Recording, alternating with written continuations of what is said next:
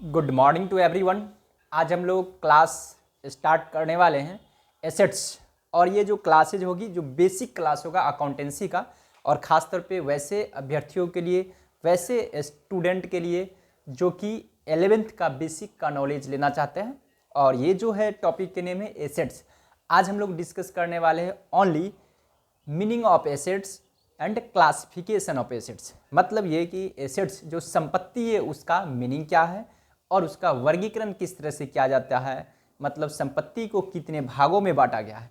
क्योंकि कॉमर्स के स्टूडेंट के लिए ये मोस्ट इम्पोर्टेंट टॉपिक है और ईच एंड एवरी स्टूडेंट को ये नॉलेज होनी चाहिए, ये जानकारी होनी चाहिए कि एसेट्स क्या है और एसेट्स का टाइप क्या है। क्योंकि कहा गया है कि एसेट्स नहीं रहेगा तो बिजनेस का कल्पना भी नहीं किया जा सकता है। इसलिए कहा गया एसेट्स ना रहे तो बिजनेस भी नहीं रहेगा। तो अब चलते हैं, हम लोग समझते हैं कि देखिए मीनिंग ऑफ एसेट्स। तो समझते हैं क्या कहता है। Assets means any resource owned और कंट्रोल बाय बिजनेस और इकोनॉमिक एंटिटी। कहता है कि एसेट्स जो है, संपत्ति जो कोई भी रिसोर्स है यानी कि साधन है जिसको कंट्रोल किया जाता है बिजनेस और बिजनेस के इकोनॉमिक एंटिटी के द्वारा। ठीक ना, मतलब ये कि ये किसी प्रकार का एक साधन है जो बिजनेस के द्वारा उसको नियंत्रित किया जाता है या इकोनॉमिक एंटिटी के द्वारा। ठीक है, तो साथ ही साथ इसको ये भी कह सकते हैं कि एसेट्स को कह सकते हैं एसेट्स इज अ थिंग्स और प्रॉपर्टी। ये दिखाई दे रहा ना, कहता एसेट्स इज अ थिंग्स और property which can generate revenue.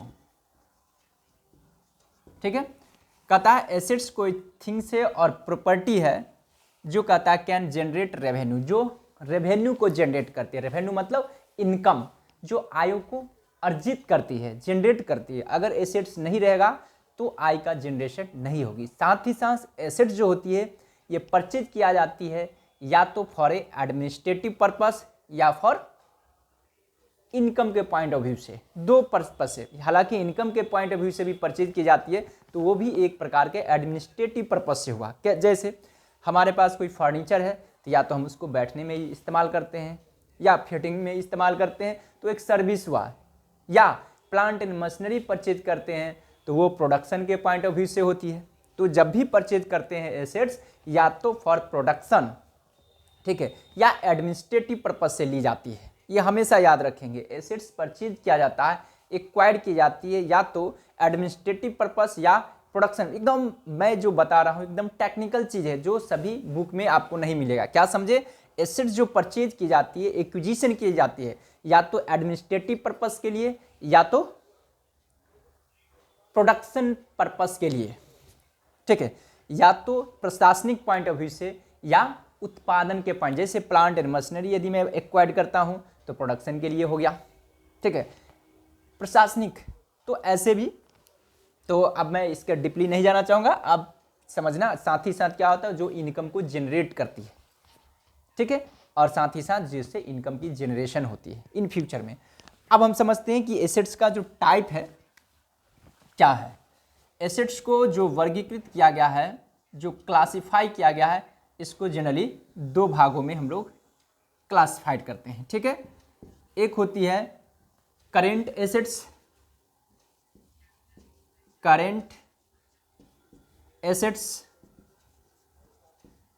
ठीक है, एक होगी करेंट। देख लेता हूं मैं कैमरा ऑन कैमरा, क्या ये सीधा है या नहीं तो फिर दिक्कत हो जाती है, बच्चे लोग को क्वेरी आने लगता है कि सर मेरे को समझ नहीं आ रही है। तो देखेंगे एक क्या हुआ, करेंट एसेट्स, ठीक है, और दूसरा होगा आपको non current assets. Non current assets एकदम ईजी वे से समझनी है, कोई ज़्यादा हम लोग के वर्डन नहीं लेना है, ठीक ना। एसेट्स के बारे में समझ गए, एक सिंपल समझेंगे, ये किसी प्रकार के रिसोर्स है, ठीक ना। Assets is a resource owned और कंट्रोल बाय बिजनेस और इकोनॉमिक एक्टिव एंटिटी, ठीक है। उसको संपत्ति एक प्रकार के साधन है, या तो ये कह सकते हैं कि एसेट्स मीन्स एनी थिंग्स और property which can generate revenue, ठीक ना। कि संपत्ति जो होती है क्या है, कोई प्रॉपर्टीज है, जायदाद है, और थिंग्स है, कोई चीज़ है जो इनकम को और रेवेन्यू को जनरेट करती है। और एसेट्स को दो भागों में बांटा जाता है जनरली, करेंट एसेट्स और नॉन करेंट एसेट्स। तो एसेट्स में क्या क्या आ सकता है एग्जाम्पल में, जैसे लैंड आ सकती है जो भूमि होती है, प्लांट है वो आ सकता है संपत्ति में, ठीक है, प्लांट आ सकती है, मशीनरी आ सकती है, मोबाइल फ़ोन आ सकती है, कंप्यूटर आ सकती है, ये बोर्ड आ जाएगा, डिजिटल बोर्ड आ जाएगा, कैमरा आ सकती है, ठीक ना, बुक्स आ सकती है, ठीक ना, हमारे लिए कॉपी हो सकती है, रेफ्रिजरेटर हो सकती है, फर्नीचर हो सकती है, चेयर हो सकती है, टेबल हो सकती है, कैश हो सकती है, कैश इन हैंड हो सकती है, कैश एट बैंक हो सकती है, ठीक है।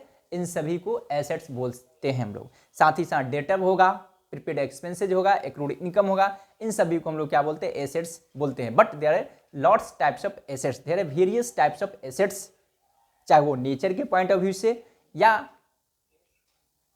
नेचर के पॉइंट ऑफ व्यू से कहिए, या उसको फ्लेक्सिबिलिटीज के पॉइंट ऑफ व्यू से, बहुत सारे ऐसा पॉइंट, या मैच्योरिटी के पॉइंट ऑफ व्यू से एसेट्स बहुत टाइप का दिखाई देता है, ठीक ना। तो इसलिए बोला गया एसेट्स को जो है हम लोग दो भागों में बांटते हैं, एक करेंट एसेट्स, दूसरा नॉन करेंट एसेट्स, ठीक ना। करेंट एसेट्स वैसा एसेट्स को बोला जा सकता है जिसको विद इन 1 ईयर में हम लोग क्या करते हैं, कैश में कन्वर्ट कर देते हैं, ठीक है। कैसा एसेट्स, वैसा संपत्ति जिसको 1 ईयर के अकॉर्डिंग, विद इन 1 ईयर, यानी कि विद इन 1 ईयर के अकॉर्डिंग कैश में जिसको हम लोग कन्वर्ट कर देते हैं, या वैसा असेट्स जो विद इन 1 अकाउंटिंग ईयर के विद इन क्या होता है, रिसीव हो जाती है, रिलाइज हो जाती है, उसको हम लोग क्या बोलते हैं, करेंट एसेट्स। जैसे एग्जांपल के तौर पे करेंट एसेट्स में हम लोग क्या आएगा, जैसे कैश इन हैंड, ठीक है, कैश एट बैंक, ठीक है, डेटर होगा, ठीक है, उसके बाद डेटर हो गया, प्रीपेड एक्सपेंस हो गया, प्रीपेड एक्सपेंस हो सकती है, एक्रूड इनकम होगा, ठीक है, एक्रूड इनकम होगा, ठीक है, डेटर हो गया, प्रीपेड एक्सपेंसेज हो गया, कैश इन हैंड होगा, कैश एट बैंक होगा, ठीक है। हम लोग या कोई शॉर्ट टर्म इन्वेस्टमेंट होगा, शॉर्ट टर्म इन्वेस्टमेंट होगा, इन्वेस्टमेंट, ठीक है, शॉर्ट टर्म इन्वेस्टमेंट होगा, ठीक है, मार्केटेबल सिक्योरिटीज होगा, जैसे कॉमर्शियल पेपर हो सकती है, ट्रेजरी बिल हो सकती है, ठीक ना। इन सभी को हम लोग क्या बोलते हैं, करेंट एसेट्स बोलते हैं, ठीक है। जो अब देखेंगे डेटर क्या होता है, जो हम उधार सामान बेचते हैं, क्योंकि यहाँ तक हम लोग स्टार्टिंग है इसलिए ईच एंड एवरी पॉइंट समझना। कैश इन हैंड समझ गए, जो पैसा हाथ में होता है उसको कैश इन हैंड बोला जाता है, ठीक है। उसके बाद कैश एट बैंक, जो पैसा डिपॉजिट होती है बैंक में उसको कैश एट बैंक बोला जाता है। डेटर, डेटर का मतलब होता है जिससे हम लोग सामान उधार बेचते हैं, एक प्रकार के क्या हो गया, ग्राहक यानी कि कस्टमर, ठीक है। तो बिजनेस में अक्सर हम सामान उधार बिकते रहता है। उसके बाद प्रीपेड एक्सपेंस, प्रीपेड एक्सपेंस का मतलब होता है वैसा खर्च जिसको हम लोग पहले ही भुगतान कर दिए हैं। जैसे कोई वर्कर है जिससे जो हमारे फैक्ट्री में काम करती है, उसको 1 मंथ के जगह हमने 3 महीना का पैसा दे दिया, तो वो क्या होगा, एसेट्स हो गया, करंट एसेट, उसको काम करके सधाना है। एक्रूड इनकम, एक्रूड इनकम का मतलब जैसे एग्जांपल के तौर पे हम लोग बैंक में पैसे को डिपॉजिट करते हैं, ठीक है, तो बैंकिंग कंपनी हम लोग को क्या देती है, उसके रिस्पेक्ट में इंटरेस्ट देती है, ठीक है। तो क्या बैंकिंग कंपनी जब इंटरेस्ट अलाउ करती है तो क्या हम लोग को फ़ोन करके बोलता है कि आओ भाई पैसा लेकर के चले जाओ, तुमको इंटरेस्ट मिल गया है, नहीं बोलती है।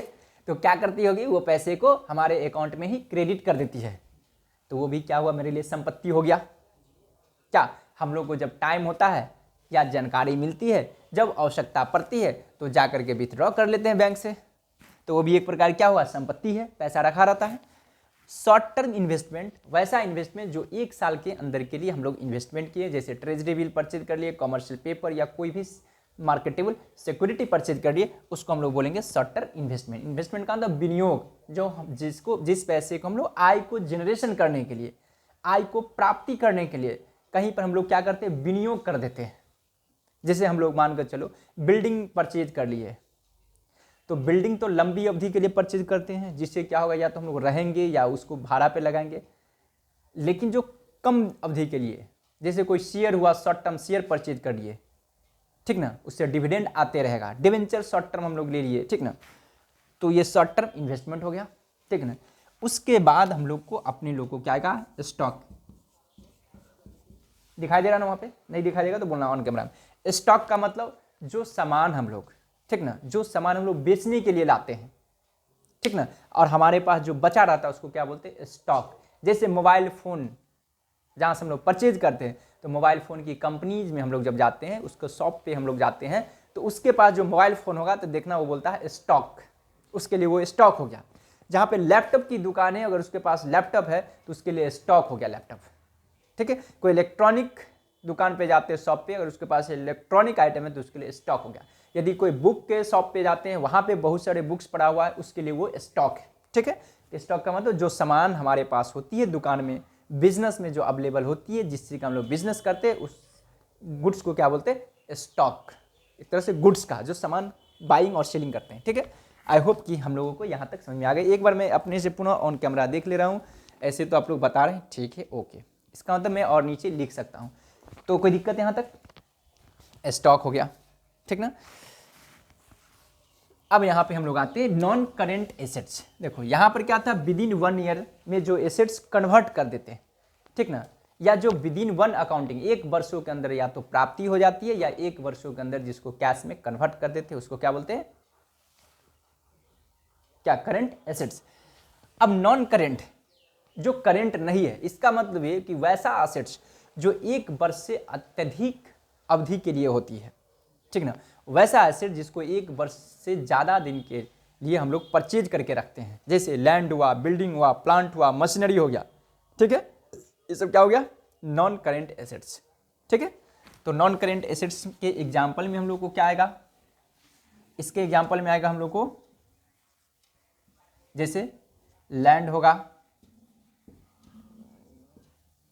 बिल्डिंग होगा, ठीक है, कोई प्लांट हो सकता है, ठीक है, मशीनरी हो सकती है, मशीनरी हो सकती है, ठीक है, कंप्यूटर हो सकती है, ठीक है, टेलीविज़न हो सकती है, क्या, मोबाइल, मोटर कार हो सकती है, मोटर कार हो सकती है, फर्नीचर हो सकती है, फर्नीचर होगी, ठीक है। उसके बाद फर्नीचर हो सकती है, चेयर हो सकती है, ठीक ना। उसके बाद कोई भी जो लंबी अवधि तक चलने वाले हो, उन सभी को हम लोग क्या बोलेंगे, नॉन करेंट एसेट्स, ठीक है। उसके बाद इसी में आता है आपको गुडविल भी आती है, गुडविल है, पेटेंट है, ठीक है, कॉपीराइट है, ठीक है। उसके बाद लाइसेंस है, कोई सॉफ्टवेयर है, ठीक ना। ये सब क्या है हमारे लिए, नॉन करेंट एसेट्स है, क्योंकि ये सब ऐसा एसेट्स है जो 1 वर्ष से ज़्यादा दिन के लिए चलती है, और वैसे एसेट्स है जो 1 वर्ष के बाद ही हम लोग उसको कैश में कन्वर्ट कर सकते हैं, ठीक है। अब फर्दर क्या है, नॉन करेंट एसेट्स के 2 भागों में बांटा गया है, ठीक है। इसको कितने भागों में बांटा गया, 2 भागों में नॉन करेंट एसेट्स को। एक होती है टांजिबल, टांजिबल एफ का मतलब फिक्स एसेट समझना, ठीक ना, टांजिबल फिक्स एसेट्स। एक होती है इंटांजिबल फिक्स एसेट्स। ये हमारे साथ याद रखना। नॉन करेंट एसेट्स को और भी क्या बोला जाता है, फिक्स्ड एसेट्स, ठीक ना। ठीक है, पहले से इसको फिक्स एसेट्स ही बोला जाता था, लेकिन अब बोला जाने लगा है करेंट और नॉन करेंट। पहले से होता था current assets and fix assets होता था, अब इसको फिक्स नहीं बोलकर बोला जाता current assets and non current, मतलब कि जो करेंट नहीं है इसलिए नॉन लगा दिया गया। ठीक है, पहले से फिक्स होता था, तो इसीलिए बोला गया टांजिबल फिक्स एसेट्स, इनटांजिबल फिक्स एसेट्स। अब देखो टांजिबल फिक्स एसेट्स किसको बोला जाता है कि वैसा एसेट्स जिसका अपना फिजिकल एग्जिस्टेंस होती है, ठीक ना, जिसका अपना क्या होता है फिजिकल एग्जिस्टेंस होती है, उसको बोला गया टांजिबल फिक्स एसेट्स, जो लंबी अवधि के लिए तो होगा ही, और साथ ही साथ जिसका अपना फिजिकल एग्जिस्टेंस होती है, एग्जिस्टेंस। ठीक है, ठीक है, फिजिकल एग्जिस्टेंस मतलब कि फिजिकल एग्जिस्टेंस का मतलब क्या समझा, जिसको हम लोग देख सकते हैं, जिसका भौतिक कोई अस्तित्व होता है। ठीक है, फिजिकल एग्जिस्टेंस का मतलब क्या होता है, जिसको हम लोग देख सकते हैं, जो भौतिक जिसका आकार होता है, जिसका साइज हो सकता है, which can see touch and feel, जिसको देख सकते, अनुभव कर सकते। फिजिकल एग्जिस्टेंस मतलब भौतिक अस्तित्व, जैसे मोबाइल फ़ोन क्या हुआ टैंजिबल एसेट्स होगा, जिसका एक आकार है, इसको देख सकते, छू सकते, टच कर सकते हैं। ठीक है, कंप्यूटर हो गया, मोबाइल फ़ोन हो गया, बुक्स हो गया, लैंड हो गया, बिल्डिंग हो गया, प्लांट हुआ, मशीनरी हुआ, क्या हुआ टैंजिबल। एग्जाम्पल में कुछ लिखते हैं, इसी में से आएगा सब। ठीक है, जैसे मान के चलो प्लांट होगा, मशीनरी हो गया, ठीक ना, फर्नीचर होगा, ज़्यादातर टांजिबल ही होता है, इंटांजिबल याद रख लिया तो टांजिबल 50 होता है। अब देखो इंटांजिबल एसेट्स वैसे होता है जिसका कोई फिजिकल एग्जिस्टेंस नहीं होता है, जिसका अपना कोई भौतिक आकार नहीं होता है, जिसको हम लोग देख नहीं सकते, टच नहीं कर सकते, ओनली और ओनली हम लोग क्या कर सकते हैं फील कर सकते हैं। ठीक ना, जिसको ना भौतिक आकार होती है, न ही उसका बनावट होती है, न ही उसको देख सकते, न ही छू सकते, सिर्फ और सिर्फ क्या कर सकते हैं अनुभव कर सकते हैं। जैसे goodwill, patent, copyright, licence, software जैसे कंप्यूटर में अपलोड होती, क्या उसको देख पाते हैं नहीं, लेकिन अनुभव करते हैं कि इसमें विंडोज़ 10 है, विंडोज़ 16 है, विंडोज़ 20 है, 2020 मतलब उसी को, जिसको अनुभव करते हैं, जिसके बेसिस पर ये कंप्यूटर रन कर रही है। गुडविल का मतलब यहाँ जो लिखा है, गुडविल का मतलब होता है ख्याति, बिजनेस का एक अपना इमेज होता है, उस इमेज और रेपुटेशन को हम लोग क्या बोलते हैं गुडविल। पेटेंट का मतलब क्या होता है अधिकार होता है, एक राइट होता है, पेटेंट राइट। ठीक है, कि ये काम तुम ही कर सकते हो। ठीक है, जैसे देखना SBI के एक अपना लोगो है, उसको पेटेंट राइट मिला हुआ, वो लोगो तुम नहीं लगा सकते हो। ठीक ना, हमारे YouTube का देखना, हमारा ही यूनिक होगा, उस नाम से कोई दूसरा नहीं हो सकता है। ठीक है, लाइसेंस जो तुमको मिलेगा वो दूसरे को नहीं मिलेगा, तो ये सब क्या हुआ, ये सब होगा इंटांजिबल। तो इसमें एग्जाम्पल लिखते हैं, जैसे गुडविल हो सकता है, गुडविल इसको हिंदी में क्या बोलते हैं ख्याति, ठीक ना, पेटेंट, ठीक है, लाइसेंस, उसके बाद सॉफ्टवेयर। ठीक है, पेटेंट वही लोगो जो हो गया, पेटेंट उसी में चल जाता है, लाइसेंस, सॉफ्टवेयर, गुडविल, पेटेंट, उसके बाद लाइसेंस होगा कॉपीराइट। तुमने देखता है यूट्यूब पे कॉपीराइट स्ट्राइक लग जाता है अगर तुम दूसरे का कंटेंट अपलोड कर दोगे। यदि मेरा पढ़ाया हुआ यदि तुम लोग चाहोगे अपलोड करें तो हम चाहेंगे तो कॉपीराइट स्ट्राइक लगा सकते हैं, या हम भी अगर अपलोड कर देंगे वीडियो किसी और यूट्यूबर को तो हमारा पे कॉपीराइट स्ट्राइक हो सकता है, पेनाल्टी भी चार्ज हो सकती है, पनिशमेंट भी मिल सकती है। ठीक ना, तो यही सब बातें होती है। अब हम लोग को समझ में आ गया कि किसको बोलेंगे टांजिबल, किसको बोलेंगे इंटांजिबल, और एसेट्स क्या है। क्या सिंपल से समझेंगे कि कोई एसेट्स क्या है, कोई थिंग्स है, कोई प्रॉपर्टी है जो हम लोग को क्या करते हैं आय क्यों स्रोत है, आय उत्पन्न करती है, इट कैन जनरेट रेवेन्यू। ठीक है, ओके, आज का क्लास हम लोग को यहीं पर एंड हो रही है, फिर हम लोग फिर अगली क्लासेज में आएंगे।